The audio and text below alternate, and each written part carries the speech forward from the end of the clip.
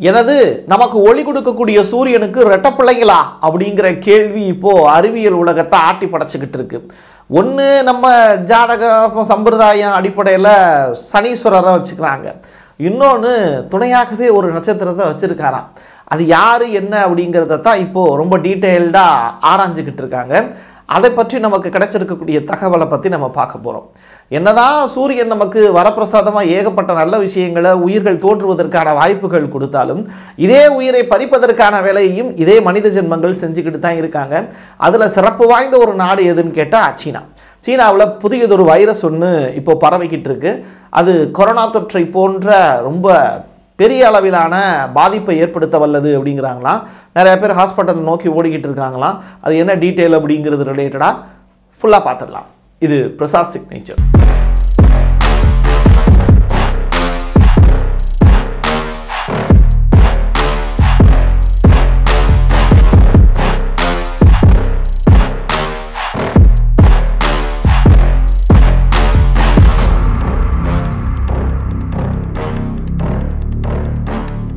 Galaxy பால்வெளி அண்டத்தை பற்றிய ஆய்வுகள் அப்படிங்கிறது ஒரு ஆராய்ச்சிக்குரியது தான். வியக்கத்தகு உண்மைகளை தன்னுக்குள்ளே வச்சுக்கிட்டு நம்ம எல்லாரையும் அப்படியே ஆட்டி படைக்கக்கூடிய ஒரு சம்பவக்காரன் தான் இந்த சூரியன்.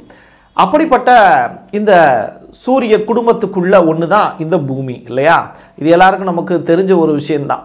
தெரியாத பல விஷயங்கள் இருக்கு.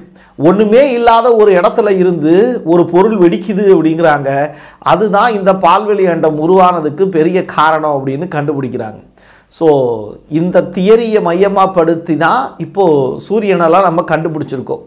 அப்போது இந்த பிளாக் ஹோல் தியரி பற்றிய பேச்சுக்கள்லாம் பெரிய அளவில் பேசு பொருளாக இருக்கக்கூடிய இந்த நேரத்தில் சூரியனுக்கு ரெட்டப்பிள்ளைங்கள் அப்படிங்கிற ஒரு வார்த்தை சொன்னீங்களே, அது என்ன அப்படிங்கிறது தான் இந்த வீடியோவில் மிக முக்கியமானது.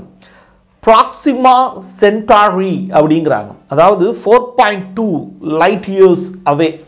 இங்கேருந்து இவ்வளவு தொலைவில் இருக்கக்கூடிய ஒரு துணை நட்சத்திரத்தை கண்டுபிடிச்சிருக்காங்களாம். சூரியனுக்கு பக்கத்திலேயே இருக்குது அப்படிங்கிறாங்க.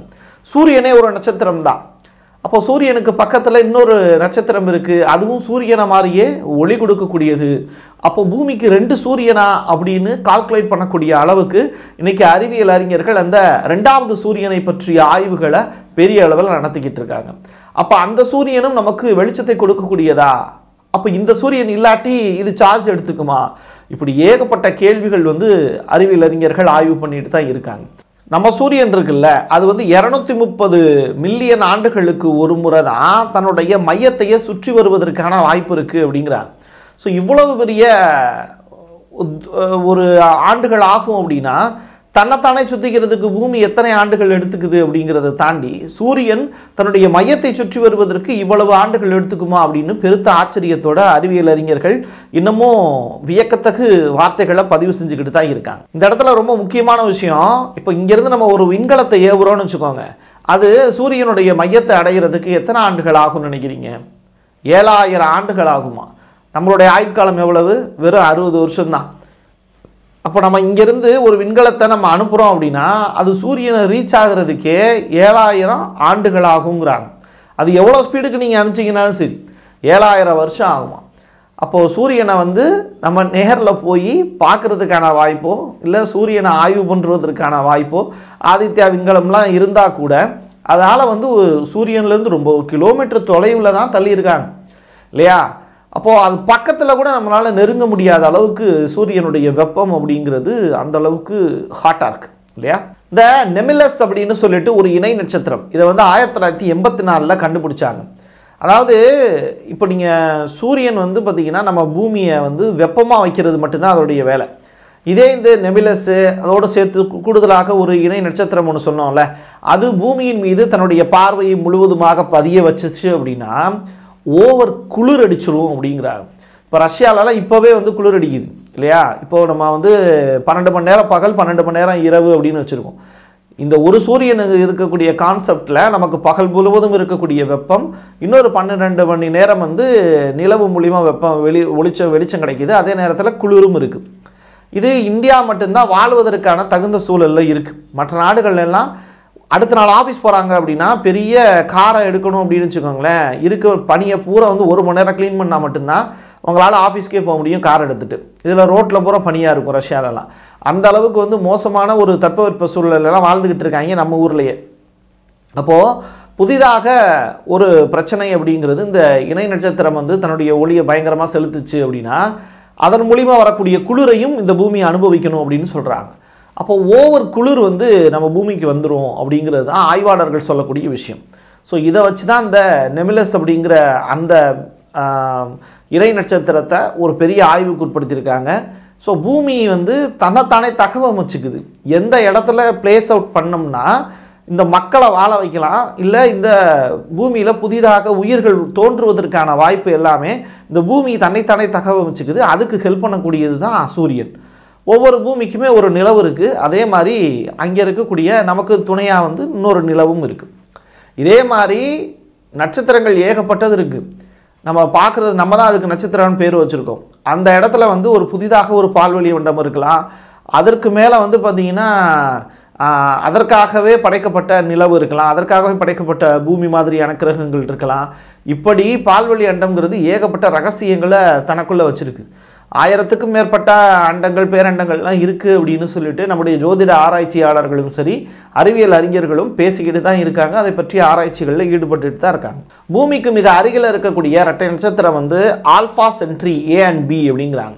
இந்த ஆல்ஃபா சென்ட்ரி பற்றிய விஷயங்களையும் பெரிய அளவில் பேசு பொருளாக மாறிட்டு தான் இருக்குது.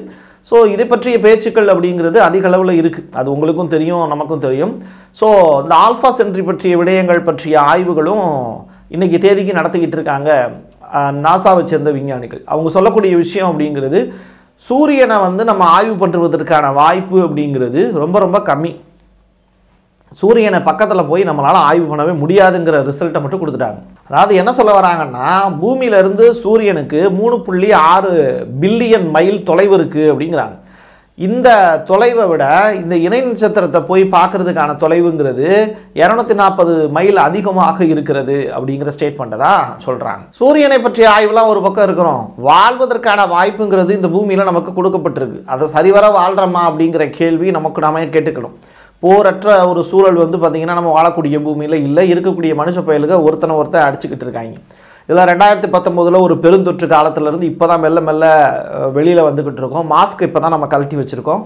மறுபடியும் நம்மளை மாஸ்க் போட வைக்கிறதுக்கான எல்லா வேலையும் சீனா இப்போ செய்ய தொடங்கிட்டாங்க.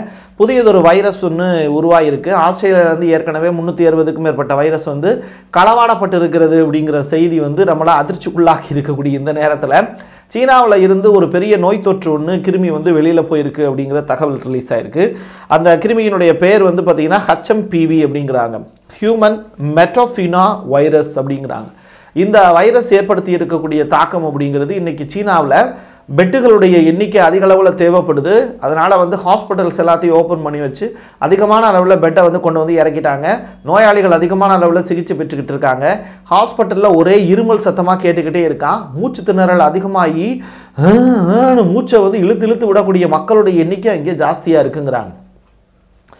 இது எல்லாமே 14 வயதுக்கு உட்பட்ட அந்த குழந்தைகளை தான் பாதிக்குது அப்படிங்கிற ரிப்போர்ட்டையும் சீனா வந்து கொடுத்துருக்காங்க. குழந்தைகளை பாதிக்கக்கூடிய ஒரு நோயாக இது இருக்கிறது அப்படிங்கிற விஷயம் வந்து ஒட்டுமொத்த உலகத்தையுமே இப்போ அதிர்ச்சிக்குள்ளாக்கியிருக்கு. ஏன்னா கிடச்சிருக்கக்கூடிய தகவல்கிறது சீனாவில் இருந்து. நீங்கள் சீனாவிலேருந்து ஒரு தகவல் வருது அப்படின்னாலே நமக்கு ஒரு உள்ளூர ஒரு பயம் இருக்கும். ஐயோ என்னடா அது எவ்வளோ பெரிய விஷயம் அப்படின்னு. இப்போ ஆஸ்திரேலியாவிலேருந்து 300க்கும் மேற்பட்ட வைரஸ் வருதுன்னு வச்சுக்கோங்களேன், கிளம்பியிருக்குன்னு வச்சுக்கோங்களேன். சரி ஆஸ்திரேலியா தானே அப்படின்னு போனால் போதுன்னு விட்டாங்க. அதை பற்றி யாரும் பெருசாக பேசிக்கல. தொலைஞ்சு போச்சு அந்த வைரஸே. 300க்கும் மேற்பட்ட வைரஸை தொலைச்சிட்டாங்க. ஆய்வகத்தில் இருந்து வந்து வெவ்வேறு நாட்டினர் வந்து கார்ப்பரேட் வந்து பார்த்திங்கன்னா அதை திருடிட்டு போனதாக ஆஸ்திரேலியாவில் இருந்து அதனுடைய மெடிக்கல் ரிப்போர்ட்டு டைரெக்டாகவே வெளியில் வந்து சொல்லியிருக்காங்க. உண்மையாகவே வெளியில் சொல்லியிருக்காங்க. அது பற்றிய செய்திகள் நீங்கள் பார்த்துருப்பீங்க. இப்போது ஊகானை தாண்டி இப்போது சீனாவில் முழுவதும் இப்போ பேசப்படக்கூடிய இந்த ஒரு வைரஸினுடைய பேர் தான் HMPV அப்படின்னு. இது வந்து பார்த்திங்கன்னா இப்போது டெத் ரோல் எவ்வளோ இருக்குது அப்படிங்கிறது இன்ன வரைக்கும் சைனா சைட்லேருந்து சொல்லலை. கடந்த 2 நாட்களாக இதை பற்றிய பேச்சுக்கள் தான் இருக்குது. ஸோ உங்களுக்கு வந்து இந்த மாதிரியான தகவல்லாம் வந்து தெரிஞ்சது அப்படின்னா நீங்களும் கமெண்ட் பாக்ஸில் பதிவு செய்யுங்க. இந்த மாதிரியான வைரஸ் பற்றிய விஷயங்கள் அப்படிங்கிறது நம்ம மக்களை பயமுறுத்துறதுக்காக சொல்கிறது இல்லை. ஆனால் இவ்வளோ பெரிய விஷயம் வருது. நம்ம குடிக்கிற தண்ணியாவது குடி தண்ணீரை வந்து காய்ச்சி குடித்தோம் அப்படின்னா இருக்கக்கூடிய தண்ணி போன்ற தண்ணி மூலிமா பரவக்கூடிய வியாதிகள், கொசு மூலிமா பரவக்கூடிய வியாதிகள் இப்போ கூட ஆய்வில் கண்டுபிடிச்சிருக்காங்க. என்னென்னா கொசு மூலிமா தான் மனிதனுக்கு அதிகமான அளவில் நோய் பரவுது அப்படிங்கிற விஷயம். ஸோ வந்து வாழக்கூடிய வாழ்க்கையை சந்தோஷமாக வாழணும் அப்படின்னா இந்த அறிவியல் பூர்வமான விஷயங்களை சரியாக ஆராய்ந்து இந்த மாதிரியான வைரஸ் தொற்றுகள்லேருந்து நம்மளை காப்பாற்றிக்கிறதுக்கு தேவையான முன்னெச்சரிக்கை நடவடிக்கைகளை எடுக்கணும். அது மட்டும் இல்லை, இப்போவே மாஸ்க் வாங்கி பயன்படுத்த ஆரம்பிச்சிருங்க. அதுதான் நம்மளை காப்பாற்றுறதுக்கான சிறந்த வழி. என் கையெழுத்து என் மக்களுக்கானது உறவுகளே. மீண்டும் ஒரு பதிவில் சந்திக்கலாம். நன்றி, வணக்கம்.